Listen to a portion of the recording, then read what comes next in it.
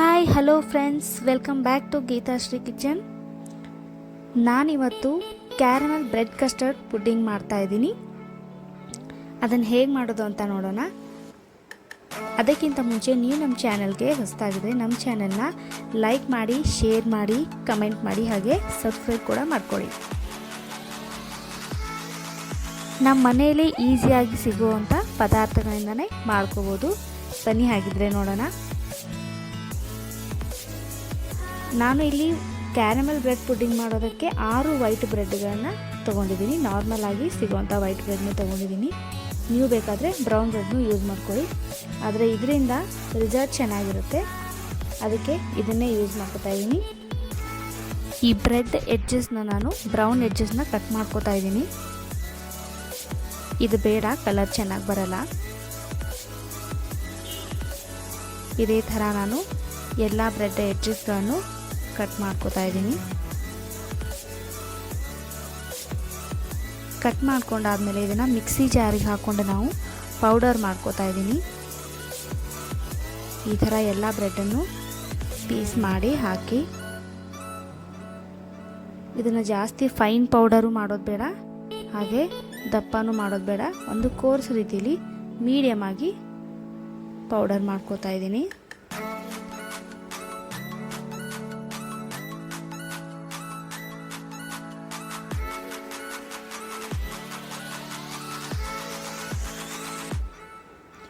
ನೋಡಿ, ಇವಾಗ ನಾನು ಗ್ರೈಂಡ್ ಮಾಡ್ಕೊಂಡು ಬಂದಿದ್ದೀನಿ. ಇಷ್ಟು ಈ ಥರ ಇದ್ದರೆ ಸಾಕು. ಇದಕ್ಕಿಂತ ಜಾಸ್ತಿ ದಪ್ಪನೂ ಬೇಡ, ಸಣ್ಣನೂ ಬೇಡ. ಇವಾಗ ಇದನ್ನು ನಾನು ಸೈಡಲ್ಲಿ ಎತ್ತಿಟ್ಕೊಂಡಿದ್ದೀನಿ. ಒಂದು ಪ್ಯಾನ್ ತೊಗೊಂಡು ಅದು ಬಿಸಿ ಆದಮೇಲೆ ಅದಕ್ಕೆ ಕ್ಯಾರಮಲ್ ಮಾಡೋಕ್ಕೆ ಅಂತ ನಾನು 4 ಟೇಬಲ್ ಸ್ಪೂನಷ್ಟು, ಇಲ್ಲಾಂದರೆ ಒಂದು ಅರ್ಧ ಬಟ್ಲಷ್ಟು ಸಕ್ಕರೆನ ಹಾಕೋತಾ ಇದ್ದೀನಿ ಕ್ಯಾರಮಲ್ ಮಾಡೋಕ್ಕೆ. ಇದರಲ್ಲಿ ನೀರೆಲ್ಲ ಏನು ಹಾಕೋ ಅವಶ್ಯಕತೆ ಇಲ್ಲ, ನೀರು ಹಾಕಬಾರ್ದು.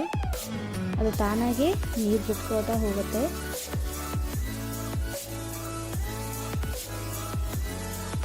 ಈ ಥರ ಆದಮೇಲೆ ನಾವು ಒಂದು ಸ್ಪೂನ್ ತೊಗೊಂಡು ಅದನ್ನು ಕೈ ಆಡಿಸ್ತಾ ಇರಬೇಕು.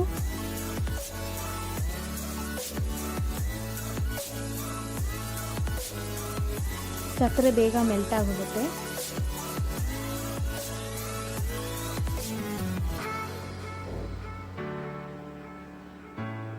ಇದನ್ನು 2 ರಿಂದ 3 ನಿಮಿಷ ಕುಕ್ ಮಾಡಿದ್ರೆ ಸಾಕು.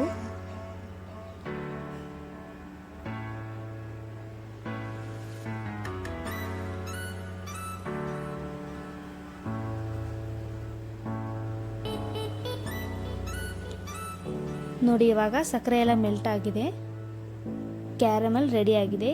ಈ ಥರ ಇಷ್ಟಾದರೆ ಸಾಕು. ಇದಕ್ಕಿಂತ ಜಾಸ್ತಿ ಕುಕ್ ಮಾಡಿದ್ರೆ ಕ್ಯಾರಮಲ್ ಕಹಿ ಆಗಿಬಿಡುತ್ತೆ. ನೋಡಿ, ಈ ಥರ ಕಲರ್ ಬಂದರೆ ಸಾಕು. ಈಗ ನಾನು ಗ್ಯಾಸ್ ಆಫ್ ಮಾಡಿಕೊಂಡು ಒಂದು ಕೇಕ್ ಟಿನ್ನ ತೊಗೋತಾ ಇದ್ದೀನಿ. ನಿಮ್ಮ ಹತ್ರ ಇದ್ದರೆ ತೊಗೊಳ್ಳಿಲ್ಲ ಅಂದರೆ ಒಂದು ಸ್ಟೀಲ್ ಪಾತ್ರೆ ತೊಗೊಳ್ಳಿ. ಇದರಲ್ಲಿ ನಾನು ರೆಡಿ ಮಾಡಿ ಇಟ್ಕೊಂಡಿರೋಂಥ ಕ್ಯಾರಮಲ್ನ ಹಾಕೋತಾ ಇದ್ದೀನಿ. ಸ್ಪ್ರೆಡ್ ಮಾಡ್ಕೊಳ್ಬೇಕು.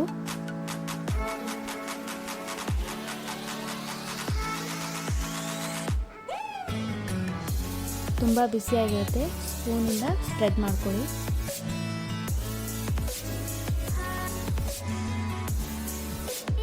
ಇದನ್ನು ಸೈಡಿಗಿಟ್ಟು ಈಗ ನಾನೊಂದು ಬಾಣಲಿ ತಗೋತಾ ಇದ್ದೀನಿ. ಅದಕ್ಕೆ 400 ml ಅಷ್ಟು ಹಾಲು ಯೂಸ್ ಮಾಡ್ತಾ ಇದ್ದೀನಿ. ನೀವು ಬೇಕಾದರೆ ಒಂದು ಲೋಟ ಅಥವಾ ಒಂದು ಗ್ಲಾಸು ಫಿಕ್ಸ್ ಮಾಡಿಕೊಂಡು 2 ಬಟ್ಲಷ್ಟು ಇಲ್ಲ 2 ಗ್ಲಾಸಷ್ಟು ಹಾಕೊಳ್ಳಿ.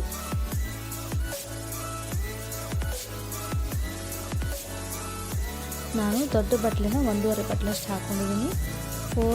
400 ml ಇದೆ.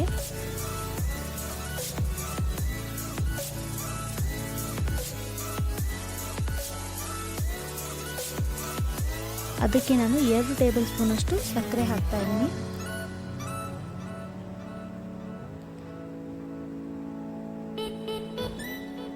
ಈ ಹಾಲನ್ನ ಇವಾಗ ನಾವು ಮಿಕ್ಸ್ ಮಾಡಿಕೊಂಡು ಒಂದು ಕುದಿ ಬರೋವರೆಗೂ ಕುದಿಸ್ಬೇಕು. ಇದು ಕುದಿಯೋವರೆಗೂ ನಾನೊಂದು ಬಟ್ಲು ತಗೊಂಡು ಅದಕ್ಕೆ ಅರ್ಧ ಕಪ್ಪಷ್ಟು ಹಾಲು ಹಾಕೊಂಡಿದ್ದೀನಿ. ಈ ಹಾಲಿಗೆ ನಾನು 2 ಟೇಬಲ್ ಸ್ಪೂನಷ್ಟು ಕಸ್ಟರ್ಡ್ ಪೌಡರ್ನ ಹಾಕ್ಕೊಂಡು ಮಿಕ್ಸ್ ಮಾಡ್ಕೊತಾ ಇದ್ದೀನಿ. ನಿಮ್ಮ ಹತ್ರ ಕಸ್ಟರ್ಡ್ ಪೌಡರ್ ಇರಲಿಲ್ಲ ಅಂದರೆ ಕಾರ್ನ್ಫ್ಲೋರ್ ಇರುತ್ತಲ್ಲ, ಕಾರ್ನ್ಫ್ಲೋರ್ 2 ಟೇಬಲ್ ಸ್ಪೂನ್ ಹಾಕ್ಕೊಂಡು ಫ್ಲೇವರ್ಗೆ ಅಂತ ನೀವು ಏಲಕ್ಕಿ ಪುಡಿ ಯೂಸ್ ಮಾಡ್ಬೋದು. ನನ್ನ ಹತ್ರ ಇತ್ತು, ಅದಕ್ಕೆ ಯೂಸ್ ಮಾಡ್ತಾಯಿದ್ದೀನಿ. ಇದನ್ನು ಗಂಟೆ ಆಗಬಾರ್ದಾಗೆ ಕಲಿಸ್ಕೊಂಡು ಇಟ್ಕೊಳ್ಳಿ. ಇವಾಗ ನಾವು ರೆಡಿ ಮಾಡಿ ಇಟ್ಕೊಂಡಿರುವಂಥ ಈ ಕಸ್ಟರ್ಡ್ ಹಾಲನ್ನು ಇದಕ್ಕೆ ಸ್ವಲ್ಪನೇ ಆಗಿ ಹಾಕೋಬೇಕು. ಹಾಲು ಕುದೀತಾ ಇದೆ ಇವಾಗ.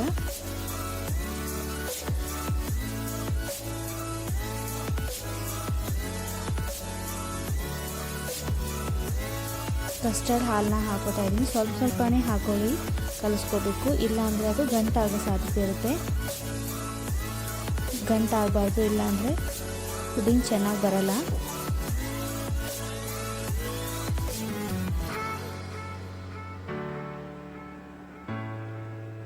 ನೋಡಿ, ಹಾಲು ಗಟ್ಟಿ ಆಗ್ತಾ ಇದೆ.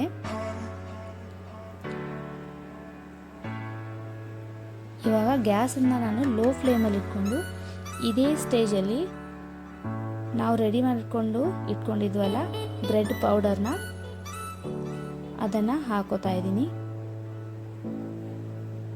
ಗ್ಯಾಸನ್ನ ಲೋ ಫ್ಲೇಮಲ್ಲಿ ಆಗಿಟ್ಕೊಂಡಿದ್ದೀನಿ. ಗ್ಯಾಸ್ನ ಲೋ ಫ್ಲೇಮ್ ಆಗಿ ಹಾಕೊಳ್ಳಿ. ಇದನ್ನು ಕೂಡ 1 ಸ್ಪೂನು 2 ಸ್ಪೂನ್ ಆಗಿ ಹಾಕ್ಕೊಂಡೆ ನೀವು ಇದನ್ನು ಮಿಕ್ಸ್ ಮಾಡ್ಕೊಳ್ಳಿ. ಇಲ್ಲಾಂದರೆ ಇದು ಗಂಟಾಗುತ್ತೆ, ಆ ಕ್ರೀಮಿ ಟೆಕ್ಸ್ಚರ್ ಬರಲ್ಲ. ಎಲ್ಲ ಒಟ್ಟಿಗೆ ಸೇರಿಸಿ ಹಾಕ್ಕೊಂಡ್ರೆ ನೋಡಿ, ಇವಾಗಿದು ಚೆನ್ನಾಗಿ ಮಿಕ್ಸ್ ಮಾಡ್ಕೊಳ್ಳಿ. ನೋಡಿ, ನಮ್ಮ ಪುಡಿಂಗ್ ಬ್ಯಾಟರ್ ರೆಡಿ ಆಗ್ತಾ ಇದೆ. ನೋಡಿ, ಈ ಸ್ಟೇಜಲ್ಲಿ ನಾನು ಗ್ಯಾಸ್ನ ಆಫ್ ಮಾಡ್ಕೊಂಡಿದ್ದೀನಿ. ಇಷ್ಟು ಗಟ್ಟಿ ಆದರೆ ಸಾಕು. ಇದನ್ನು ಇವಾಗ ನಾನು ಕ್ಯಾರಮೆಲ್ ಹಾಕಿಟ್ಕೊಂಡಿರುವಂಥ ಕೇಕ್ ಟಿನ್ನಿಗೆ ಹಾಕೋತಾ ಇದ್ದೀನಿ.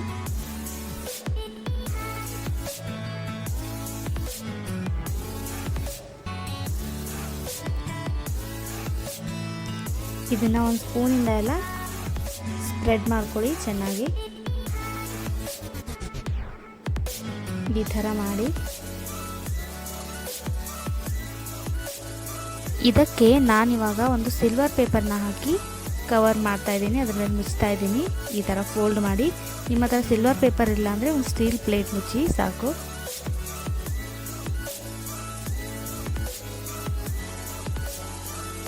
ಈ ಥರ ಹಬೆ ಒಳಗೆ ಹೋಗ್ತಿರೋ ಹಾಗೆ ಮುಚ್ಚಿ. ನಾನಿಲ್ಲಿ ಒಂದು ದೊಡ್ಡ ಪಾತ್ರೆಯಲ್ಲಿ, ಕಡಾಯಲ್ಲಿ ಈ ಥರ ಮೊದಲೇ ನೀರು ಕುದಿಸೋಕ್ಕಿಟ್ಟು ಒಂದು ಸ್ಟ್ಯಾಂಡ್ ಇಟ್ಕೊಂಡಿದ್ದೆ.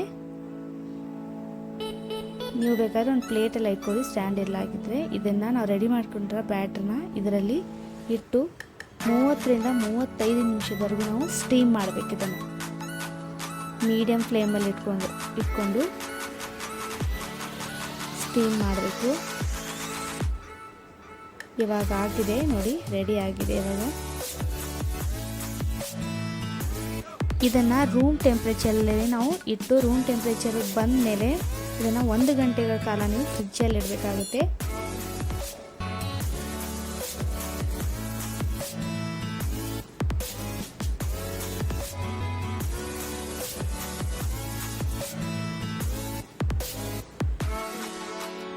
ಫ್ರಿಜ್ಜಲ್ಲಿ ಇಟ್ಮೇಲೆ ಇನ್ನೂ ಚೆನ್ನಾಗಿ ಕಲರ್ ಬರುತ್ತೆ.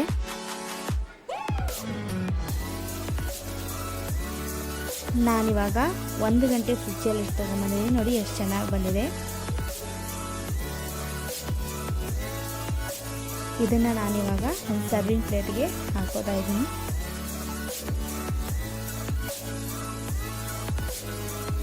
ತುಂಬಾ ಈಸಿಯಾಗಿ ಬಂದ್ಬಿಡುತ್ತೆ.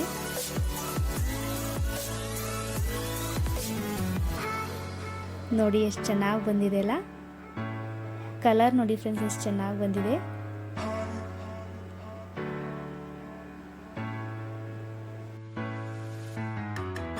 ನಾನಿವಾಗ ಇದನ್ನು ಕಟ್ ಮಾಡಿ ತೋರಿಸ್ತಾ ಇದ್ದೀನಿ. ನೋಡಿ ಎಷ್ಟು ಸಾಫ್ಟಾಗಿ ಬಂದಿದೆ ಅಂತ.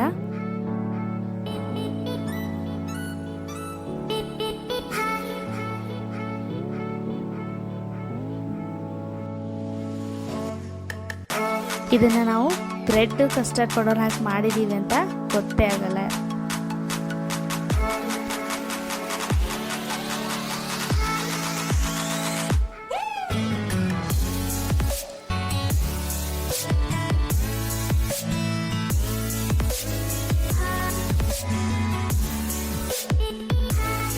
ಫ್ರೆಂಡ್ಸ್, ನೀವು ಈ ರೆಸಿಪಿನ ಟ್ರೈ ಮಾಡಿ ಹಾಗೆ ಹೇಗೆ ಬಂತು ಅಂತ ನನಗೆ ಕಮೆಂಟ್ ಬಾಕ್ಸಲ್ಲಿ ತಿಳಿಸಿ. Thank you for the watching.